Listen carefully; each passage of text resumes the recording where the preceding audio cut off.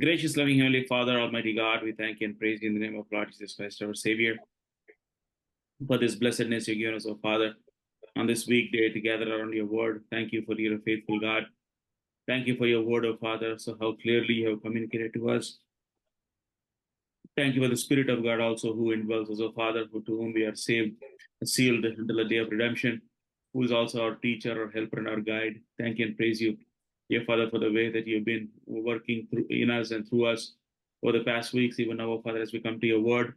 Prepare our hearts to receive your word. Help us, O Father, to understand what the Spirit of God wants to tell us. So that, Father, not only we can be assured in our salvation, but most importantly, grow into the likeness of our Savior.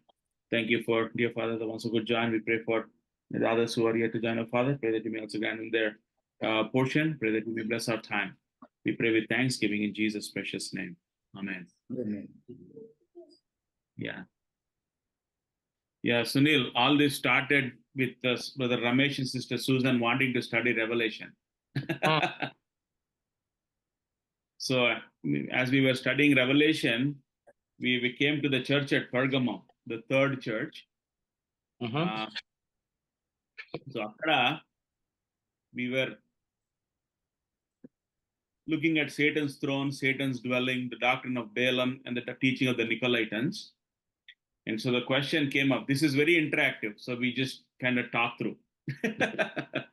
Okay. Yeah, it is very informal. Questions and so one question came up is, so how do we know somebody is truly saved? So that's when we started the book, just doing an overview of First John, the various tests of salvation that are present in First John. And in the first 3 chapters, we worked through. So, yeah, the first 3 chapters, low, I think we are almost to the end of the test. Chapter 1, verses 1 to 4, the first test was communion with Christ. We put all of them under C's, so we understand, communion with Christ. If a person does not want to have fellowship with the Lord Jesus Christ first, and then with the people of God, then we know they are not truly saved. The second one, Brother Ramesh, చదువుతారా మీరు ఇప్పటిదాకా రాసుకున్న టెస్ట్లు? Yeah, brother. Test 1 వచ్చి communion with Jesus Christ. Yes. Confession of sin. Yeah, the second test is confession of sin, chapter 1, verse 5 through chapter 2, verse 2. Because there it says, if we confess our sins, he is faithful. If we say we have no sin, we deceive ourselves, right?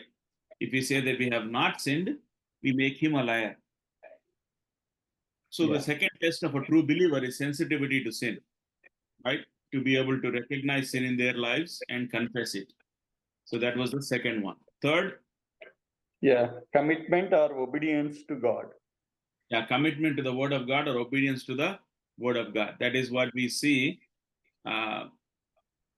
chapter 2, verse 3. By this we know we have come to know him if we keep his commandments. So John is writing and he's saying, by this we know. We saw also as an introduction, one of the word that is repeated often in First John is know. We know, we know, we know. So John is making sure that we understand there is a aspect of our Christian life where we can be sure. So in chapter 2, the third one is commitment or obedience to the word of God. By this we know we have come to know him if we keep his commandments. A disobedient person, it's proof that they have not come under salvation. Fourth, brother? Compassion for fellow believers. Compassion for fellow believers. Chapter 2, verses 7 through 11. The same thought is repeated in chapter 3, verse 14 to 18, and chapter 4, verse 7 to 21 as well. So we see that compassion for fellow believers. How do we know that? Verse 9, chapter 2, verse 9, the one who says he's in the light and yet hates his brother is in the darkness. So John makes it very clear. A true believer has compassion for fellow believers. He has love for fellow believers. He cannot say, I love God, but hate the fellow believer. So that is test number 4. Test number 5, Change chapter of 2, affection. verses change of affection.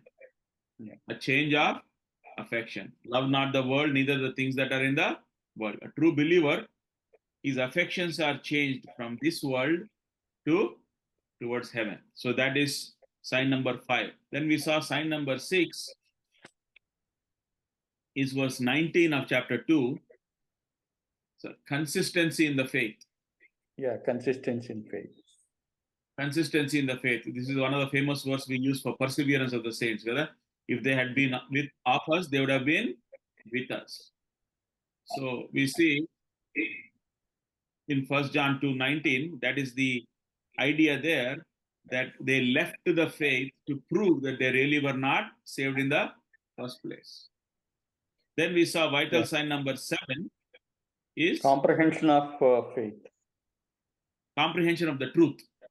Yeah. Comprehension of the truth. Truth. It is chapter 2, verse 18 on yeah, you see that verse 20.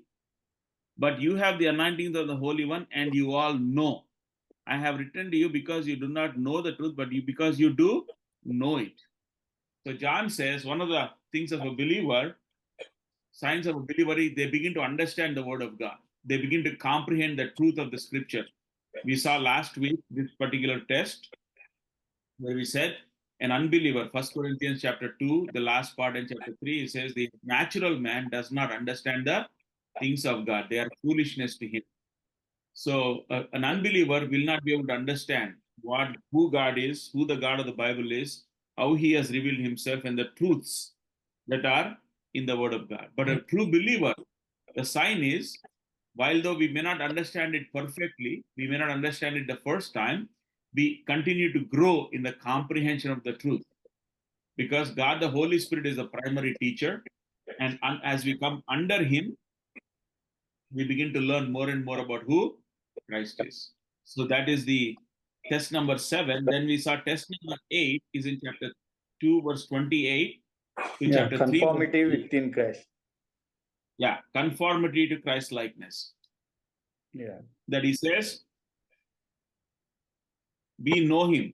We know that when he appears, we shall be like him. And verse 29 also, chapter 2, if you know that he is righteous, you know that everyone who practices righteousness is born of him. John makes no bones about it. He says a believer is known by their practice of righteousness. Why? Because they are growing in the likeness of Christ. They are growing in the righteousness that Christ has given. So conformity to Christ likeness is another test. If somebody claims to be a believer, but yet they are not growing spiritually, they are not growing in the fruit of the Spirit, you don't see a pattern of growth in their life with respect to Scripture, then it is a surefire sign that they are not truly saved. Because that is one of the tests. Because if we belong to Christ, he will discipline us. Then we saw vital sign number 9, chapter 3, verse conflict 11. with the world. Yeah, conflict with the world. That's why he says in chapter 3, verse 14, we know that we have passed from death, out of death into life, because we love the brother, and he who does not love abides in death. But then he also says, do not be surprised, brethren, if the world hates you, chapter 3, verse 13. And so a true believer is always going to be out of step with the world, right? Because the world, we saw in chapter 2, the world and its desires are passing away. And so if the world is going to pass away, a believer, because their eyes are set on heaven and eternity, they're always going to be, it doesn't mean we go seek conflict with the world, but that naturally, because the world is against God, is an enemy of God. We saw in James chapter 4, verse 4, that friendship with the world is enmity with God. So because if we are making friendships with the world, that means what? What do friends do? How do we define a friendship? Shared press, shared things. Sharing things. We have common interests, right? In the worldly sense, a friend is what? Somebody has a common hobby, right? Has a common interest, likes the same kind of food, somebody you can hang out with. That's kind of what friendship is defined as in the world, right? Because we also have children. It says, hey, we are friends. What does that mean? We can play well together without fighting, right? Because we like to play the same game or whatever. Similarly, in the spiritual sense, friendship with the world is having the same interests as the world, having the same pursuits as the world, having the same thought process as the world, the same morals as the world, standards as the world. That is what is called friendship. But a true believer, the Bible is saying that we are not to be of the world. Don't be surprised if the world hates you, because if you're standing up for the truth, if you're going to stand up for what is right, the world will not like it. That is why Christians were persecuted through the ages, right? The reason they did not like them. I mean, Jesus did not hurt anybody. He did not harm anybody. He only healed, he provided, he told them the truth, but they crucified him. Because that's how the world reacts to the truth. Yeah. And today we look at the, go ahead. No, చెప్పండి. Yeah, no. Did you want to say anything? No. No.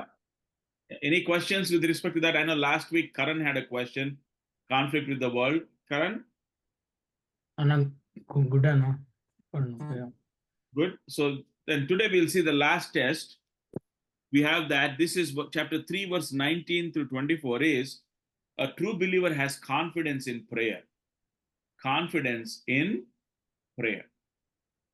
You see that in chapter 3, verse 19. We will know by this that we are of the truth and will assure our heart before him.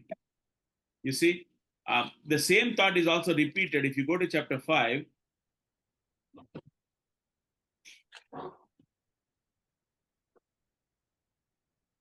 Verse 14. This is the confidence which we have before him, that if we ask anything according to his will, He hears us. he hears us. So there we see a true believer has confidence in prayer. Because, an unbeliever will pray, but their prayers are just mere words because their heart is not in it. A true believer, because of their relationship to Christ, has the ability to truly approach God in confidence. See, this is one of the many fallacies in our world today. What happens is the whole doctrine of prayer has been corrupted.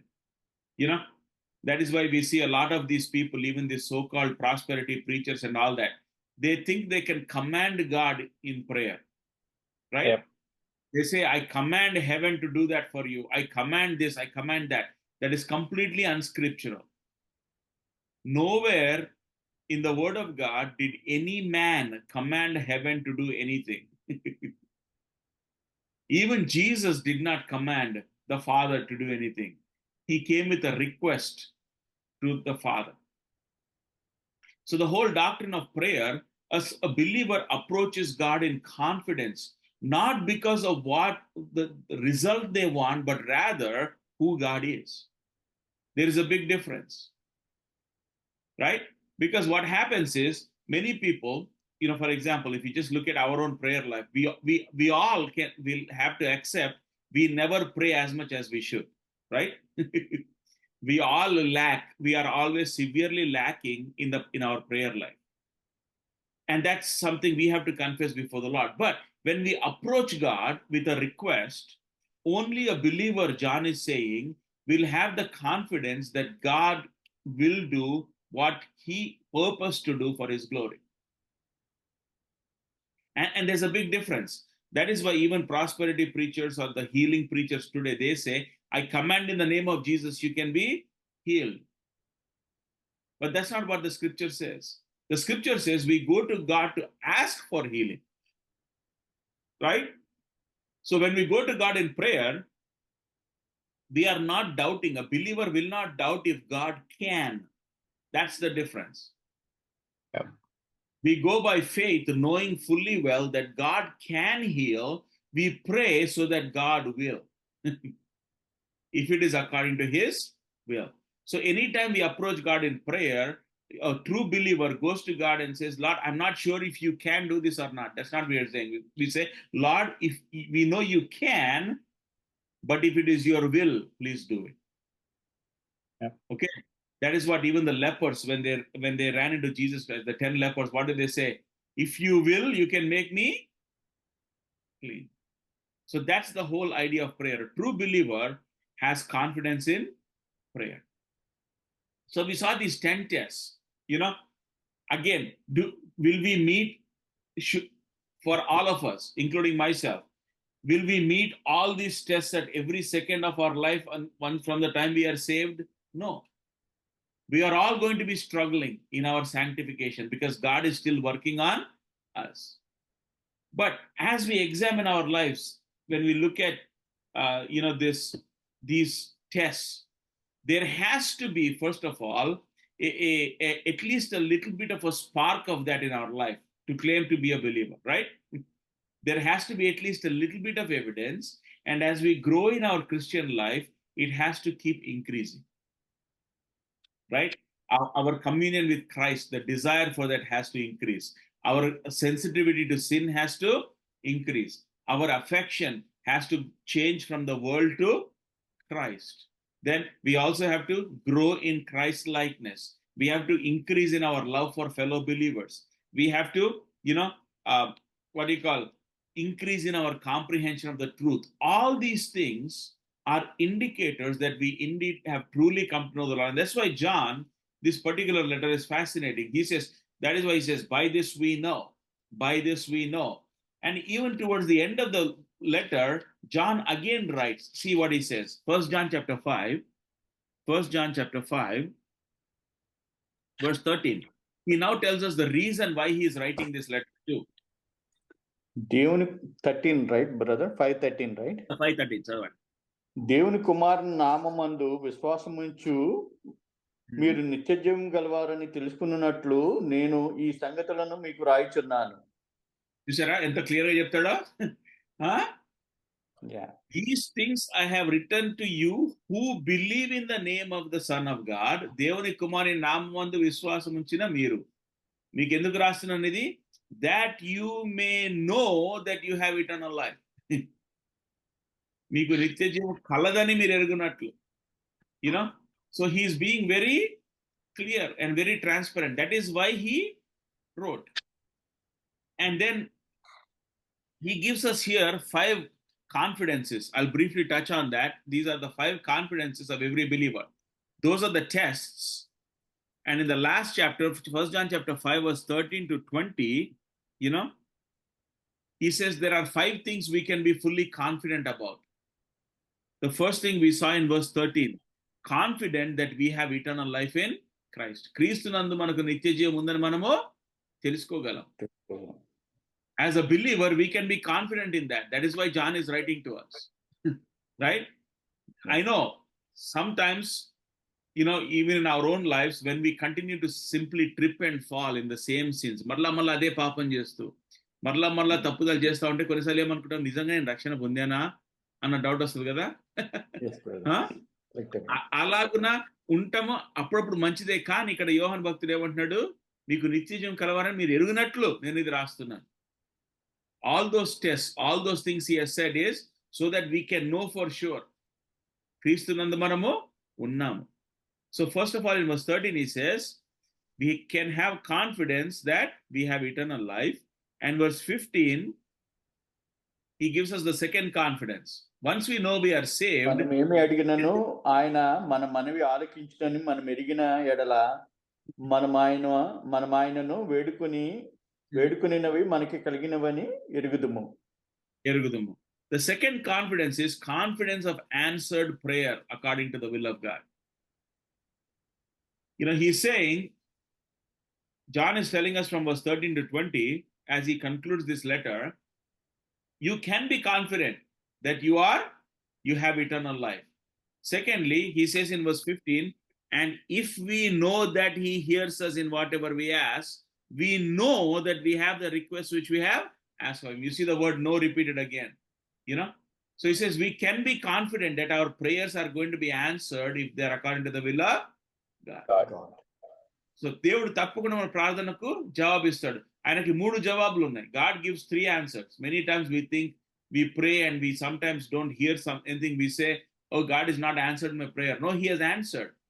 The first answer is yes. The second answer is no. The third answer is wait. We don't like the third one because it keeps us, waiting. We want God to say yes or no very clearly, immediately. But sometimes God puts us on wait for a long period of time because he wants to prepare us to receive the best. Sometimes what we think we ask, we need right now is not best for us. కొన్నిసార్లు మనం ఏమనుకుంటే ప్రభువా నాకు ఇది వెంటనే కావాలి కదా, ప్రభు దగ్గరికి వెళ్ళి గోజాడతాం, ప్రభు నాకు ఇది కావాలి. కానీ ప్రభు ఏమంటాడంటే లేదు, అంతకన్నా శ్రేష్టమైంది నీ కొరకు ఉంచి ఉన్నాను, కానీ ఆ శ్రేష్టమైంది నీకు ఇప్పుడే ఇస్తే నువ్వు పాడైపోతావు, కాబట్టి కొన్ని రోజులు నిన్ను వేచి ఉన్నాను.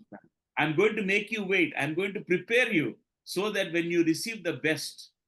And sometimes the best answer is no. ఎందుకంటే ప్రభు ఆదిని అంత నుండి ఎరిగినవాడు. He knows the end from the beginning. And because he knows it all, right?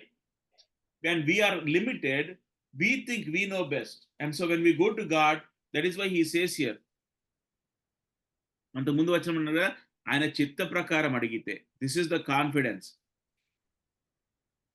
If you ask anything కలిగిన ధైర్యం ఏదనగా ఆయన చిత్తానుసారంగా మనం ఏది అడిగిననో ఆయన మన మనవి ఆలకించి నన్ను నదియే.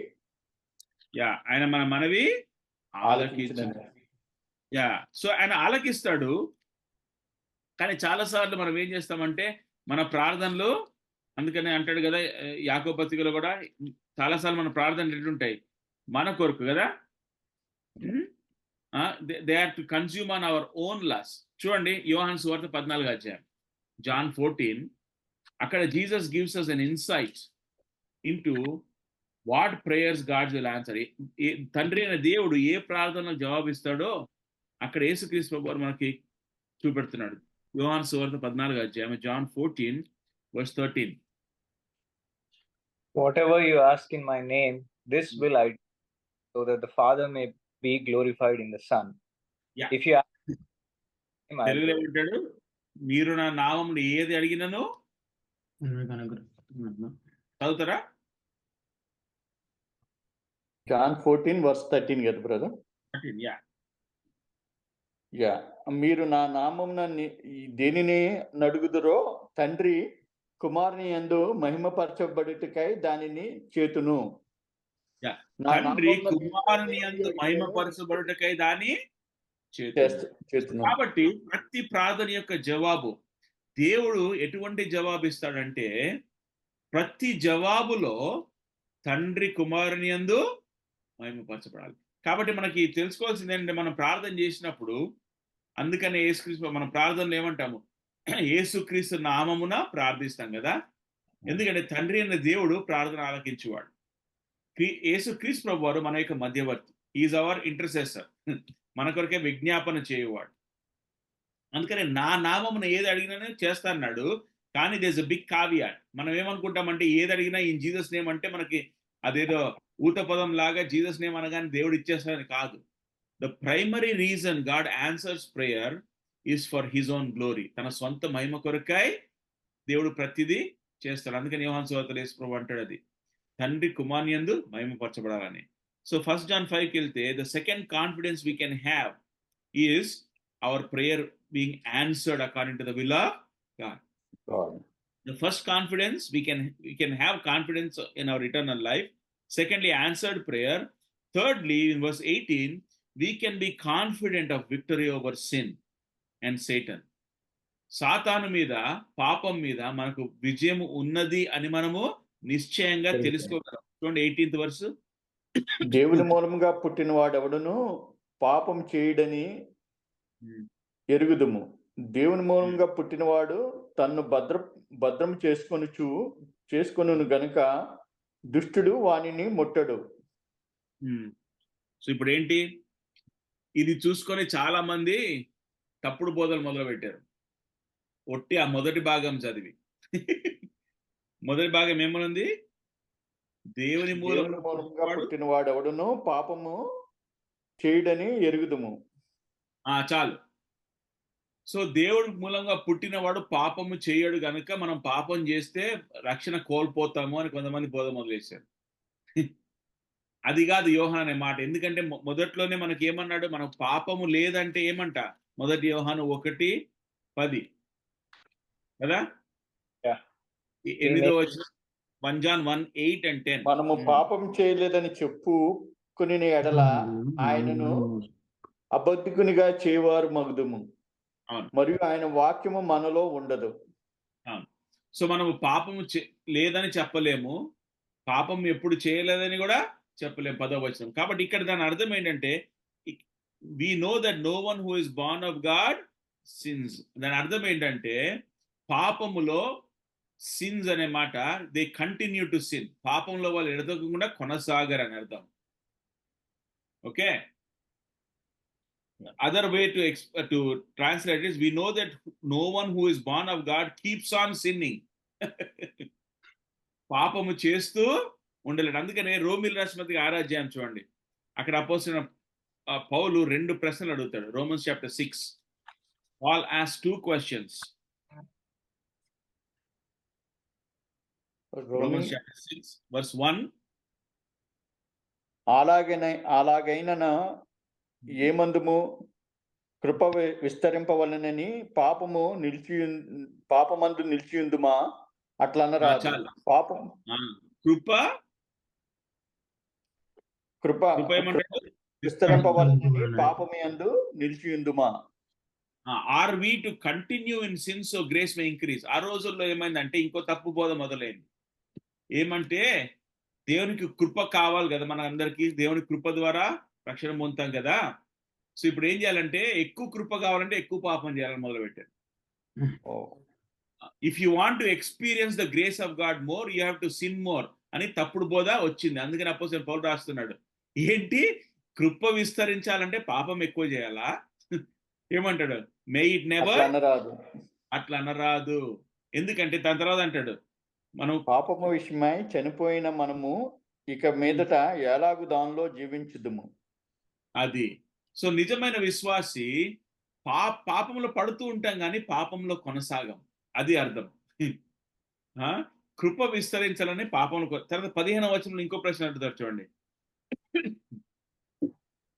15లో అట్లైన ఎడల కృపకే గాని ధర్మశాస్త్రమునకు లోనగు వారు కామని పాపము చేయుదుమా? అదన్నిటికీ కూడదు. What then shall we sin because we are not under law?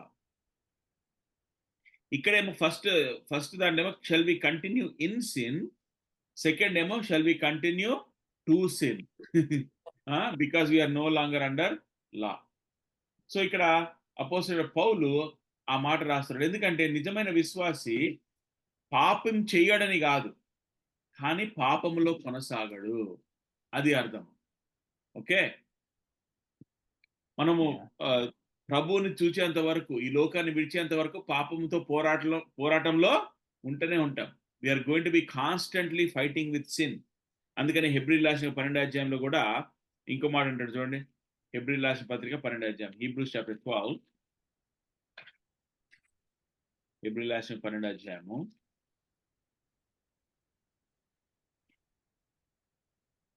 verse 4.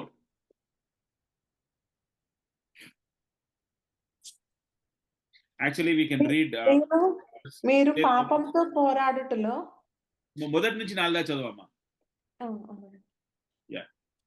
ఇంత గొప్ప సాక్షి సమూహము మేఘము వలె మనలను ఆవరించి ఉన్నందున మనము కూడా ప్రతి భారమును సులువుగా చిక్కులు పెట్టు పాపమును విడిచిపెట్టి విశ్వాసమునకు కర్తయు దానిని కొనసాగించువాడైన యేసు వైపే చూచుచు మన ఎదుట ఉంచబడిన పందెంలో ఓపికతో పరిగెత్తుదుము. ఆయన తన ఎదుట ఉంచబడిన ఆనందం కొరకే అవమానమును నిర్లక్ష్యపెట్టి సిలువను సహించి దేవుని సింహాసనమును యొక్క కుడిపార్శ్వమున ఆసీనుడై ఉన్నాడు. మీరు అలసట పడకయు మీ ప్రాణములు విసుకకయు ఉండునట్లు పాపాత్ములు తనకు వ్యతిరేకముగా చేసిన తిరస్కారం అంతయు ఓర్చుకొనిన ఆయనను తలుచుకొనుడి. మీరు పాపంతో పోరాడుటలో రక్తము కారునంతగా ఇంకా దానిని ఎదిరింపలేదు. చాలా ఎంత అంట ఎంత ఎదిరించలేదంట రక్తము రక్తము కారణంతగా ఎదిరించలేదు. సులువుగా చిక్కులు పెట్టు ప్రతి పాపం. కాబట్టి విశ్వాసులుగా కూడా మనకు ఆ పాపముతో పోరాటము జరుగుతూనే ఉంటుంది. అందుకనే రెండవ టెస్ట్ అదే కదా, confession of sin, increasing in sensitivity to sin. పాపం యొక్క ఆ యొక్క సెన్సిటివిటీ మన జీవితంలో పెరుగుతుండాలి. అందుకనే coming back to 1 John 5, he says, first thing, we can be confident of our eternal life. Secondly, we can be confident of answered prayer. Thirdly, we can be confident of victory over sin and Satan. పాపము నుండి తర్వాత సాతాను మీద ప్రభు మనకు విజయం ఇచ్చాడు అన్న ఆ యొక్క అష్యూరెన్స్, ఆ ధైర్యం మనము కలిగి ఉండగలం. అది విశ్వాసులకు మాత్రమే. అది మనములను కాదు. ఎందుకంటే మనలో ఉన్న పరిశుద్ధాత్మ దేవుడు మనకు పాపం మీద విజయం ఇస్తాడు. అదే కదా ఇంకో మాట అంటాడు చూడండి, రోమిలాస్పతి 8వ అధ్యాయంలో, రోమన్స్ చాప్టర్ 8, అపోస్తలుడైన పౌలు, నిజముగా మారుమనసు పొందిన వాళ్ళు ఆత్మ చేత పాపాన్ని జయిస్తూ ఉంటారన్నమాట. చూడండి, రోమిల పత్రిక 8వ అధ్యాయము 13వ వచనం. మీరు శరీరానుసారంగా ప్రవర్తించిన ఎడల చావవలసిన వారయుందురు కానీ ఆత్మచేత శారీర క్రియలను చంపిన ఎడల జీవించెదరు. ఆత్మ చేత శరీర క్రియలను చంపిన ఎడల. If by the Spirit you are putting to death the deeds of the flesh, you will live. So పరిశుద్ధాత్మ దేవుడు మనలోకి వచ్చినప్పుడు, మనం మారుమనసు పొందినప్పుడు, అప్పుడే మనకు పాపం మీద విజయం ఇవ్వడానికి పరిశుద్ధాత్మ దేవుడు మనలోకి వస్తూ ఉన్నాడు. అందుకనే నిజమైన విశ్వాసులు మాత్రమే we can have this confidence that we are already been given the victory. మనకు పాపం మీద సాతాను మీద విజయం అనుగ్రహింపబడింది. అది మనం ప్రభువుకి లోబడినప్పుడు, ఆయన వాక్యానికి లోబడినప్పుడు అది మన జీవితంలో కనబడుతూ ఉంటుంది. So John is closing this letter by saying, yes, you have all these tests. ఈ టెస్ట్ తీసుకొని అయ్యో ఫెయిల్ అయిపోయానా అని కాన్ఫిడెన్స్ లేకుండా ఉండకుండా ఏమంటాడు, లేదు, we can have confidence. Why? we have been given eternal life. Our prayers will be answered. We have victory over sin. తర్వాత 4వ కాన్ఫిడెన్స్ వర్స్ 19లో, we are confident of belonging to the Lord, to the Father. తండ్రి అయిన దేవునికి చెందిన వారమని మనకు ఆ confidence ఉండొచ్చు. ఏమంటే చూడండి, we know that we are of God. We know that we are దేవుని సంబంధులు మరియు లోకమంతయు దుష్టిని ఎందున్నదనియు ఎరుగుదుము. సో ఇక్కడ ఏమంటాడు, we can be confident of belonging to God. ఏంటి, మనకి ఎప్పుడు డౌట్ రానక్కర్లేదు, నేను నిజంగా దేవుని బిడ్డనా కాదా అని. ఎందుకంటే ప్రభు మనకు నిత్య జీవం ఇచ్చాడు, ప్రార్థనకు జవాబు ఉంది, మనకు పాపం మీద సాతాను మీద విజయం ఇచ్చాడు. కాబట్టి దాన్ని బట్టి మనము దేవునికి చెందిన వారమన్న ధైర్యం మనము కలిగి ఉండవచ్చు. అందుకని మొదటి యోహాను 3:1 కూడా అంటాడు కదా, బిహోల్డ్ వి హ్యావ్, ఏమంటాడు చూడండి, 1 John 3:1, వాట్ మేనర్, మనము దేవుని పిల్లలమని పిలువబడినట్లు తండ్రి మనకెట్టి ప్రేమను అనుగ్రహించునో చూడుడి. మనము దేవుని పిల్లలమే, ఈ హేతు చేత లోకము మనలను ఎరుగదు, ఏలయనగా అది ఆయనను ఎరగలేదు. 2వ వచనం కూడా, ప్రియులారా, ఇక్కడ మనము దేవుని పిల్లలమై ఉన్నాము, మనం ఇక ఏమవుదుమో అని. ప్రియులారా, ఇప్పుడు మనము దేవుని పిల్లలమై ఉన్నాము. We are the children of God. And in chapter 3 verse 1 he says, what manner of love the Father has bestowed, so we can be called the దేవుని పిల్లలని పిలుచుటకు ఎంత గొప్ప ప్రేమను తండ్రి అయిన దేవుడు చూపెట్టాడు.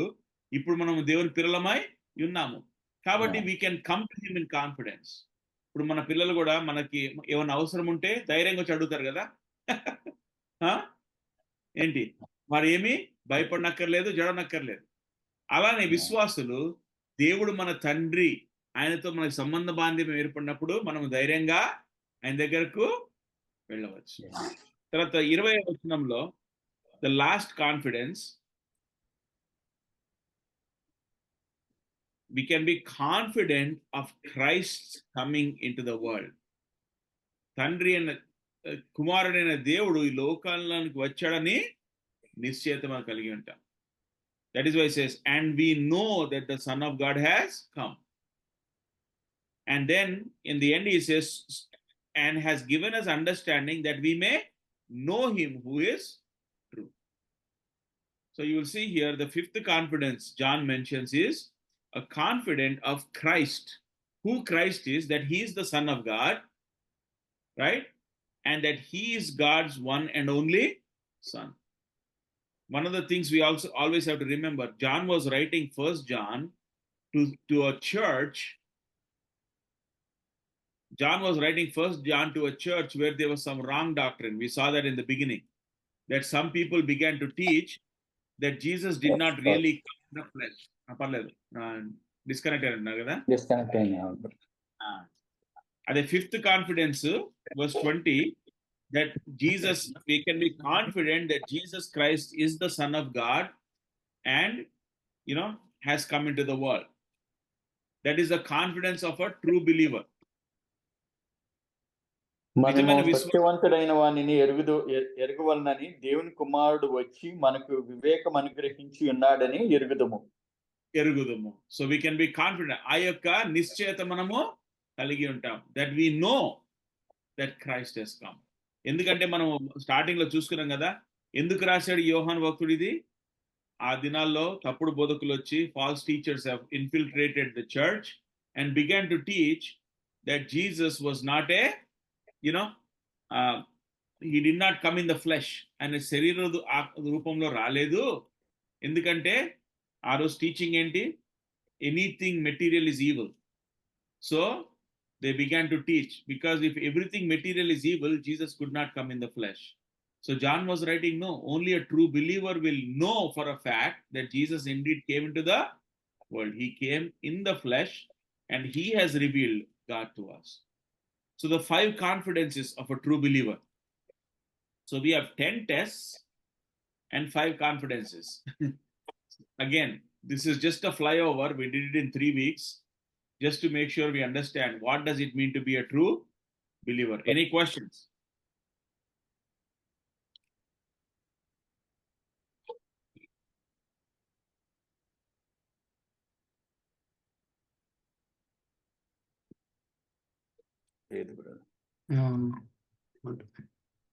Karan?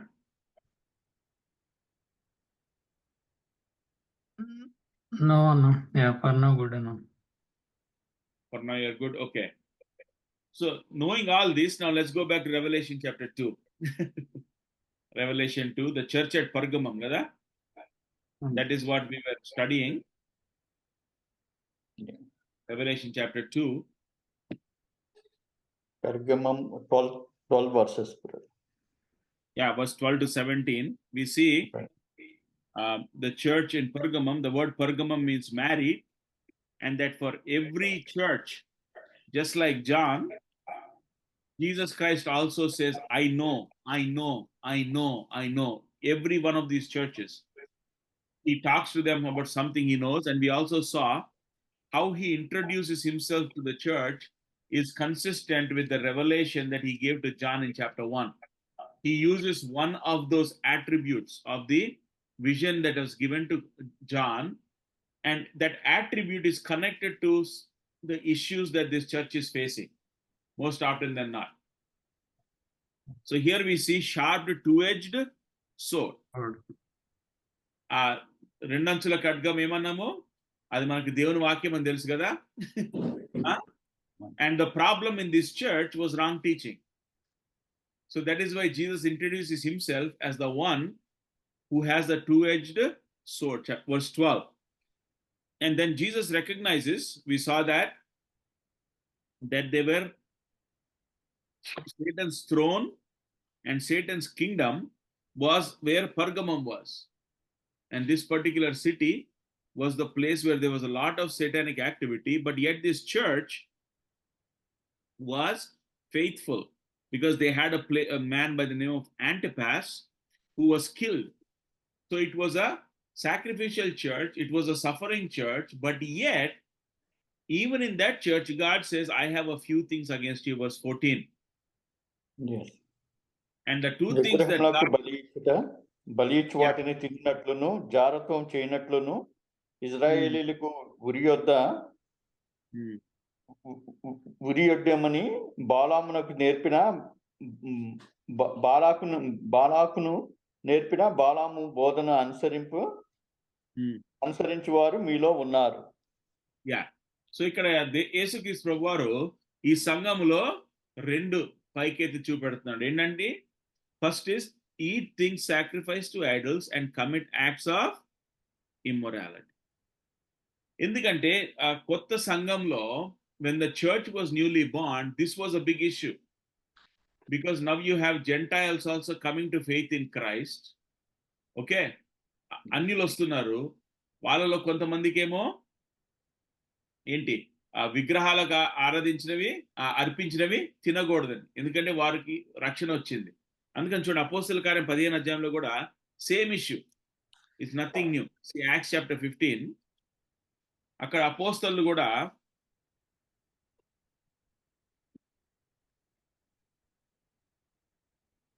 మనకు తెలుసు కదా, వేరే వేరే సంఘాల నుండి చాలా క్వశ్చన్స్ వస్తే Paul and Barnabas verse 2 they bring this to the apostles in Jerusalem. యెరూషలేంలో అపోస్తల దగ్గరకు సంఘాల్లో ఉన్న పరిస్థితుల విషయమై వారు తీసుకొస్తారు. ఇక్కడ అందరూ చూడండి 6వ వచనం, 15:6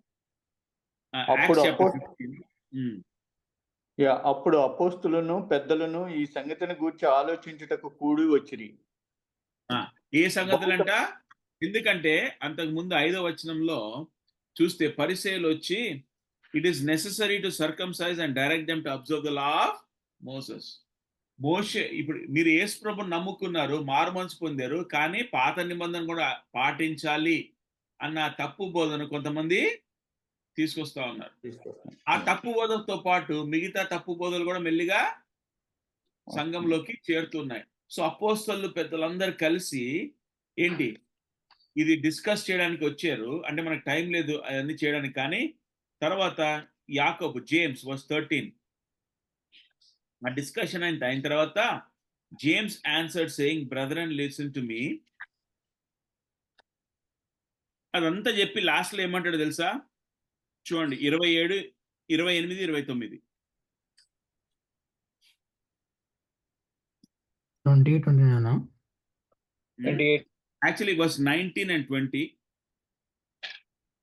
కాబట్టి అన్యజనులలో నుండి దేవుని వైపు తిరుగుచున్న వారిని మనము కష్టపెట్టక విగ్రహ సంబంధమైన అపవిత్రతను, జారత్వమును, గొంతు పిసికి చంపిన దానిని, రక్తమును విసర్జించుటకు వారికి పత్రిక రాసి పంపవలనని నా అభిప్రాయము. దాని తర్వాత వర్స్ 28 and 29. చాప్టర్ ఏంటి బ్రదర్? Chapter 15, Acts 15, 28 and 29. విగ్రహములకు అర్పించిన వాటిని, రక్తమును, గొంతు పిసికి చంపిన దానిని, జారత్వమును విసర్జింపవలెను. ఈ ఆవశ్యకమైన వాటి కంటే ఎక్కువైన ఏ భారమును మీ మీద మోపకూడదని పరిశుద్ధాత్మకును మాకును తోచెను. చూసారా? సో ఇక్కడ ఏమైంది? అన్ని జనులు ప్రభు నెరిగి మందిరానికి వస్తున్నారు, కానీ వాళ్ళ పాత ఆచారంలో ఏంటి? విగ్రహాలు కనిపించినది, they were eating things offered to idols, and then secondly sexual immorality. Both of these were still prevalent. వాళ్ళకి ఏంటంటే ఆ యొక్క కల్చర్ నుండి వేరు అవ్వకుండా ఏంటి, మేము ప్రభుని నమ్ముకున్నాం అన్నారు, కానీ వారి జీవితంలో మార్పు లేదు. అందుకనే ఇక్కడ అపోస్తలు కూడా ఎర్లీ చర్చ్ లో కూడా there's only two things what we want you to do: don't eat things offered to idols and abstain from fornication. Revelation 2కి వస్తే ఈ చర్చ్ లో కూడా ఏంటి సేమ్ కైండ్ ఆఫ్ టీచింగ్ ఉండింది అనమాట. పర్గమంలో ఇదేంటి ఆల్మోస్ట్ 60 years after. అక్కడ అపోస్తులు చెప్పింది అదొక 45 సంవత్సరాల తర్వాత పర్గమ సంఘంలో ఇంకా ఆ తప్పుడు బోధ నడుస్తూనే ఉంది. ఎందుకంటే బాలాం ఇక్కడ యేసుక్రీస్తు ప్రభువు ఇది టీచింగ్ ఆఫ్ బాలాం అంటాడు. ఎందుకు? బాలాం ఏం చేశాడు? ఆయన అన్య ప్రవక్త. ఆయన వచ్చి బాలాకు దగ్గర డబ్బు విషయం ఆశించి ఇశ్రాయేలు ప్రజలకు ఎన్నో రకములైన చిక్కులు పెట్టేటట్టు చేశాడు. అందుకని గ్రేస్ ప్రభు అంటాడు, the two things who kept teaching Balak to put a stumbling block before the sons of Israel to do what? To eat things sacrificed to idols and to commit acts of immorality. ఎందుకంటే మనకి ఈ టైంలో అంటే మనకి ఏమనుకుంటామంటే, okay మరి ప్రసాదం తినాలా తినకూడదా, దానికి వేరే ప్రిన్సిపల్స్ ఉన్నాయి, మనం తర్వాత చూద్దాం దేవుని వాక్యంలో. కానీ ఆ దినాల్లో the part of sacrifice to idols also involved immorality. It was all one big satanic worship ritual. వారు ఇక్కడ విగ్రహాలకు అర్పించినప్పుడు it also involved immorality. All those were together. And so the people of God were asked to stay away from that. Okay? మీరు దాంట్లో ఎటువంటి పాత్ర, ఎందుకంటే కొన్నిసార్లు ఏమైపోతుంది అంటారు, ఏమన్నా మనం హార్మోన్స్ పొందాం కదా, ఇప్పుడు చూడండి, you layer this on top of what we are talking in 1 John. జనాలు వచ్చి మనము ఈ శరీరం ఎటు కృషించిపోయేదే, దీంతో ఏం చేసినా పర్లేదు, ఆత్మ రక్షింపబడుతుంది అని ఒక టీచింగ్, రాంగ్ టీచింగ్. సో కాబట్టి అలా ఆలోచించిన వాళ్ళు ఏమంటారు, సో మేము ఏది తిన్నా ఎటువంటి జీవితం జీవించినా ఏముంది, మా ఆత్మ రక్షింపబడింది కాబట్టి శరీరంతో మేము ఏం చేసినా పర్వాలేదు, what we do with our body. So because of that those wrong teachings infiltrated the church, and that is why even today we are so particular about wrong teaching, because it doesn't take long. Because ఇప్పుడు ఏమైపోతుందంటే ఏ wrong teaching అయినా సరే, we always have to pause and think about the implications. What will it lead to? ఒకవేళ అది పోనిస్తే ఎక్కడికి వెళ్తుంది అని మనం ఆలోచించాలి. కాబట్టి చూసారా, ఇనిషియల్ టీచింగ్ ఏమొచ్చింది, ఎవ్రీథింగ్ మెటీరియల్ ఇస్ ఈవిల్, కాబట్టి లోకం నుంచి మనం దూరంగా వెళ్ళిపోవాలి అనుకున్నోళ్ళు, అది మెల్లిమెల్లిగా ఏమైంది, ఎటు ఈ శరీరము కృషించిపోయేదే కదా, ఈ శరీరం ఎటు నశించిపోయేదే కదా, మేము ఈ శరీరంతో ఏం చేసినా పర్వాలేదు, కాబట్టి ఏంటి జారత్వం చేయొచ్చు, ఏదైనా తినొచ్చు, ఆ పనులు ఈ పనులన్నీ చేయొచ్చు అనుకుంది. కాబట్టి ఇక్కడ యేసుక్రీస్తు ప్రభువు ఏమంటున్నా అంటే, no, I have this against you, but also verse 15, so you also have someone the same way hold the teaching of the Nicolaitans. ఈ నికోలైటన్స్ వాళ్ళు ఒక group, they also had the same teaching, but they were followers of, many people say, Nicholas, who was once a man of God but somehow went astray. అపోస్తల కార్యం 6వ అధ్యాయంలో Nicholas అనే పేరు చూస్తాం. ఆ నికోలస్ అనే మనిషి అప్పుడు స్టెఫెన్తో పాటు ఎన్నికబడ్డాడు, కానీ historians tell us that somewhere along the line he departed from the faith. ఆయన కూడా ఇటువంటి తప్పుడు బోధను తీసుకొచ్చాడు. సో ఇక్కడ యేసుక్రీస్తు ప్రభువు ఏమంటున్నాడంటే, అటువంటి బోధకు, అటువంటి జీవితానికి దేవుని సంఘములో ఎటువంటి స్థానము లేదు. There is no place. కాబట్టి యేసుక్రీస్తు ప్రభువు ఏమంటాడు చూడండి, verse 16, therefore repent, or else I am coming to you quickly, I will make war against them with the sword of my యుద్ధం చేసేదను. కాబట్టి ఈ యొక్క సంఘంలో ఇటువంటి తప్పు ఉన్నప్పుడు యేసుక్రీస్తు ప్రభువు ఏమంటున్నాడు, what is the antidote? Repent, పశ్చాత్తాపడమంటున్నాడు. అంటే ఏంటి? మొట్టమొదటిగా వారు ఏ పాపం చేశారో గుర్తించాలి, గుర్తించిన తర్వాత ప్రభు దగ్గరికి వెళ్ళి క్షమాపణ అడగాలి. లేకపోతే ఏమవుద్దంట, I will make war against them. చూడండి ఎటువంటి మాటలు యేసు ప్రభు అంటున్నారు, తెలుగులో చదువుతారా 16. కావున మారు మనసు పొందుదుము, లేని ఎడల నేను నీ యొద్దకు త్వరగా వచ్చి నా నోటు నుండి వచ్చు ఖడ్గము చేత వీరితో యుద్ధం చేసేదను. యుద్ధం చేస్తా అంట. యేసుక్రీస్తు ప్రభువుతో యుద్ధం చేస్తే ఎవరు గెలుస్తారండి? అంటే ఏంటి? ఒకటి మనం జ్ఞాపకం పెట్టుకోవాలి, యేసుక్రీస్తు ప్రభు వారికి తన సంఘం విషయమై ఎంత పట్టింపు ఉందో గమనించాలి.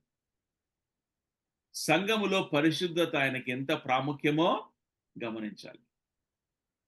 ఎందుకంటే ఈ దినాల్లో సంఘాల్లో ఏం చేస్తున్నారు, పాస్టర్ జీవితం సరిగ్గా లేకపోయినా, లేకపోతే చాలా మంది సంఘాల్లో ఉన్న వాళ్ళు ఎట్లున్నా సరే ఏమంటారు, ఏం పర్లేదులే కదా, వాక్యం బాగా చెప్తున్నారు కదా, లేకపోతే సంఘం పెరుగుతుంది కదా, వాళ్ళు విశ్వాసం అంటున్నారు కదా, దేవుడు చూసుకుంటాడులే అని సంఘం యొక్క పవిత్రత గురించి ఆలోచించకుండా సంఘం పెరగాలని ఏదో చేసేయాలని యేసుక్రీస్తు ఏమంటున్నాడు, లేదు నేను సంఘాన్ని మీద యుద్ధం చేస్తానంటున్నాడు. ఎందుకు?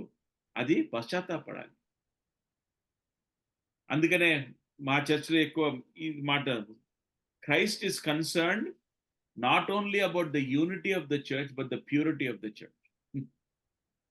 It's both the purity and the unity. ఆయన సంఘాన్ని పవిత్రపరుస్తూ ఉన్నాడు. అందుకనే మత్తయి సువార్త 18వ అధ్యాయంలో సంఘంలో పాపం ఉంటే ఎట్లా దాన్ని డీల్ చేయాలో ప్రభు చెప్పాడు. ఇక్కడ ఏమంటా అంటే, సంఘంతో వచ్చి ఆయన యుద్ధం చేస్తా అంట. ఎట్లా యుద్ధం చేస్తా అంట? With the sword of my mouth, వాక్యం చేత, right, by bringing the right teaching. అందుకనే దేవుని యొక్క వాక్యాన్ని స్పష్టంగా, యాక్యురేట్ గా, it is important to know and teach the word of God, because that is the only antidote to falls teaching కదా. ఒక అమెరికాలో, ఇక్కడ మన యుఎస్ లో బ్యాంక్స్ హైర్ చేస్తారు చూడండి, క్యాష్ టెల్లర్స్ ని, వాళ్ళకంట ట్రైనింగ్ ఇస్తారంట, కరెన్సీ ట్రైనింగ్. ఏంటంటే వాళ్ళకి ఒట్టి జెన్యున్ కరెన్సీతో ట్రైన్ చేస్తారంట. వాళ్ళ ఉద్దేశం ఏంటంటే, జెన్యున్ కరెన్సీని ఎక్కువ హ్యాండిల్ చేస్తే ఫేక్ నోట్ వస్తే వెంటనే పట్టుకోగలరు. వాళ్ళు వెళ్ళి ఎన్ని రకాల ఫేక్ నోట్లు ఉన్నాయి రీసెర్చ్ చేయనక్కర్లా. They only need to know what the genuine feels like, right? అలాగనే దేవుని వాక్యం చాలా మంది ఏం చేస్తారంటే, ఆ తప్పుడు బోధేంటి, ఈ తప్పుడు బోధేంటి అంటే దాని గురించి తెలుసుకోవచ్చు, కానీ దేవుని వాక్యం చదవకుండా అన్ని బోధల గురించి చదువుతుంటారు. దేవుడు ఏమంటాడు, లేదు నా వాక్యాన్ని తెలుసుకో. ఇది సరిగ్గా తెలుసుకుంటే ఏమైపోద్ది, ఏదైనా మనం తప్పుడు బోధ విన్నప్పుడు వెంటనే మనకు పరిశుద్ధాత్మ దేవుడు చెప్తాడు అది సరి అయింది కాదు, ఎందుకంటే అది వాక్యానుసారంగా లేదు కదా, అది వాక్యానుసారమైంది కాదు. సో మనము మొట్టమొదటి ప్రాధాన్యంగా దేవుని వాక్యాన్ని స్పష్టంగా ఎరగాలి. అందుకని ఇక్కడ యేసుక్రీస్తు ప్రభువు కూడా అంటాడు, ఈ సంఘంలో ఈ తప్పుడు బోధలకు ఈ పరిష్కారం ఏంటి, నేను నా నోటి నుండి వచ్చి ఖడ్గముతో వారి మీదకు యుద్ధం చేస్తాను. The right word of God is always the right antidote for wrong teaching. So we have to know the word of God. We have to understand the word of God. అందుకనే 1 John లో కూడా చూసాం కదా, నిజమైన విశ్వాసం ఏం చేస్తారు, సత్యములో ఎదుగుతారు. Comprehension of the truth, we begin to understand కదా. ఇప్పుడు మనకి ఇండియాలో కూడా తెలుసు కదా, గోడ దాని ఏమంటారు, క్రికెట్ గుందని ఎట్లా చెప్తారు, ప్లంబ్ లైన్ అంటారు కదా, ఆ వెయిట్ పెడతారు కదా గోడ పక్కన, కరెక్ట్ గా స్ట్రైట్ గా ఉందో లేదు, ఎందుకు, దట్ ఈస్ ద స్టాండర్డ్. దేవుని వాక్యానికి కూడా అదే మాట, it is called a plumb line, it tells us exactly what is straight, and so we need to know. అందుకని ఇక్కడ యేసుక్రీస్తు ప్రభువు పరమ సంఘానికి అంటాడు, దాంతో నేను యుద్ధం చేశాను. మన టైం అయిపోయింది. God willing next week will pick up verse 17. అక్కడ హిడెన్ మన్నా అంటాడు, మరుగైన మన్నా. దీనిలో చాలా ఉంది, hidden Manna and a stone, a hidden name. ఇక్కడ యేసుక్రీస్తు ప్రభువు వారు వారికి వారి యొక్క కల్చర్లో ఏదైతే వారికి అర్థమవుద్దో అలాగున్న వారికి ఎక్స్ప్లెయిన్ చేస్తాడు. He who has a ear let him hear what the spirit to him who overcomes, జయించు వారికి అని కొన్ని చెప్తాడు. ఓకే, ప్రభు జీతం అయితే నెక్స్ట్ వీక్ అది చూస్తున్నాం. Any questions?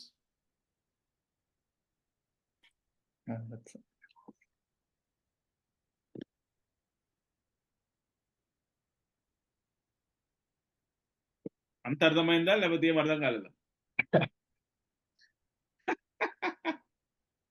5 కాన్ఫిడెన్స్ ఒకసారి రిపీట్ అంటే లిస్ట్ అవుట్ చేయడానికి ఇక్కడ. Yeah, first 5 confidence. First confidence ఏమో confident of eternal life in Christ. క్రీస్తులో మనకు నిత్య జీవం ఉందన్న confidence. We're confident that we have eternal life in Jesus Christ. Okay,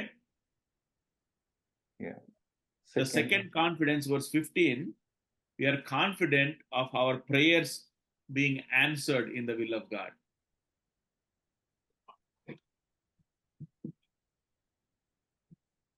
Verse 18, we are confident of having victory over sin and Satan.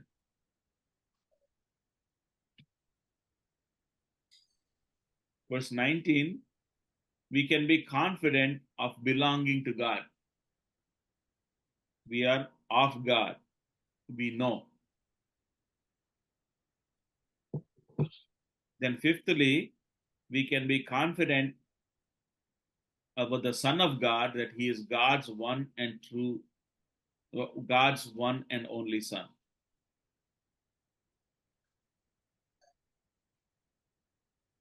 ఎందుకంటే యేసుక్రీస్తు ప్రభువు దేవుని కుమారుని ఎరగకుండా మనము రక్షణ పొందలేము.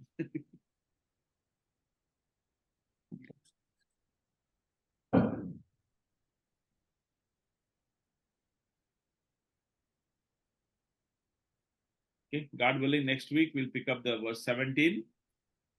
Then we'll keep going. Thanks, brother. So we'll pray చేస్తారా? Okay, Anna. Gracious Heavenly Father, Almighty God, thank you for this blessed time to gather around your word and know your riches, Lord. Thank you for giving us a good day. We pray that the word being explained to renews our hearts and helps us a life that is pleasing to you. Lord, we give this time to you. Thank you again. I ask things in your Son's name. Amen. Amen. Thanks, brother.